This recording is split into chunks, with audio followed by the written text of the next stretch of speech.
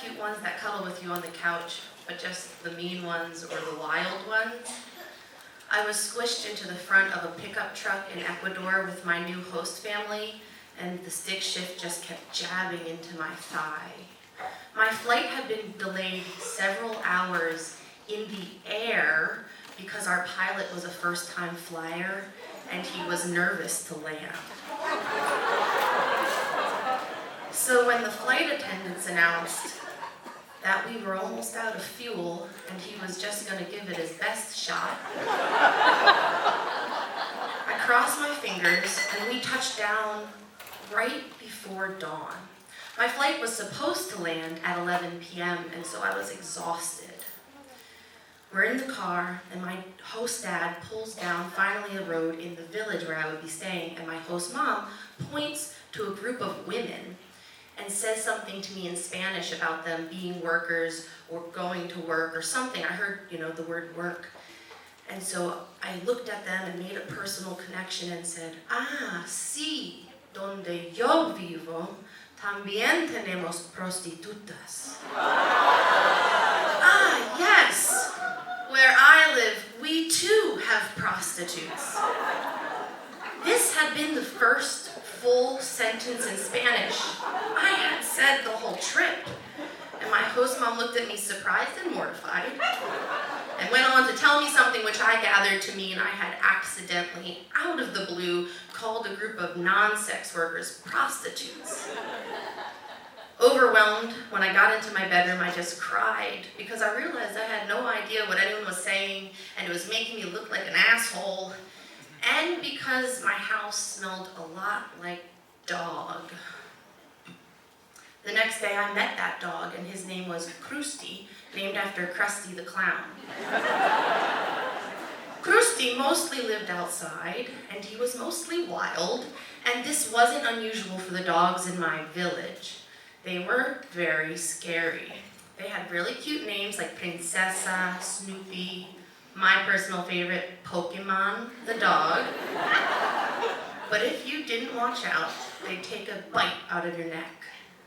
The way that they handled these untamed dogs wasn't with commands like down, or sit, or heel. Instead, they would just throw rocks at them to sort of get them to do what they wanted. I never played softball. I never played bowling, so I was sort of just walking around with other people who knew how to throw things to stay safe. But I didn't want to be one of those travelers who was afraid of where they were living or where they were, and so I decided I needed to venture out by myself. I found myself walking down a dirt path overlooking just, crop field with a couple scattered houses when I heard the first bark. I looked over my shoulder and made eye contact with a little dog. And the little ones are the ones you gotta watch out for. I thought, be cool, just keep going calmly. And then I heard another bark, and I was kind of like freaking out, so I just looked up behind me, and there was a pack of street dogs just like drooling and salivating, and like they knew I was just terrified. And I thought, this is your moment, fight or flight. I looked at my biceps, I thought, flight. And so I turned around as quick as I could and sprinted in the other direction, but I'm also a little clumsy, and so I almost instantaneously tripped over a rock and fell face flat on the ground. And now from my horizontal position, I just watched the furry fury of dogs just coming towards me, salivating, and I thought, my life as I know it is over, or at least my face as I know it is over. And I just closed my eyes, gritted my teeth, and nothing. A group of Ecuadorians had popped up, they had heard my body thud, and they had scared the dogs away with rocks. Now, I decided I needed coping mechanisms, and so what I first tried to do was email my parents to please God, send me a dog whistle. But my dad, before I left, had said to me, Kelsey, don't get kidnapped. Your mom and I don't have passports and we don't have ransom money. And they apparently also didn't have dog whistle money because those emails went unanswered. And then I tried a new thing where I would sing, either in my head or out loud, depending on how afraid I was, to mask the sense of fear. And And I'm sure the neighbors were confused as why a 20-something was singing Mary Had a Little Lamb so loudly all the time, but it did keep the dogs away. And the best technique I found by surprise, and this was one day I had come home and there were dogs like just growling at me and coming towards my ankles while I fumbled with my keys, and so in a moment of genius, I scooped the chewed up French fry out of my mouth and offered it baby bird, mama bird style to the dogs, and they just calmed them down, and I never left my house without some bread or fries in my pocket after that.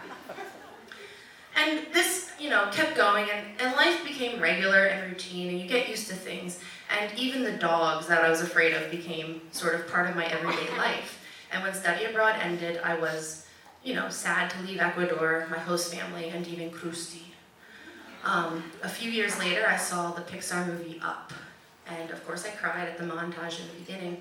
But the scene that really caught my mind was a scene where the characters are being chased relentlessly by a pack of dogs in South America.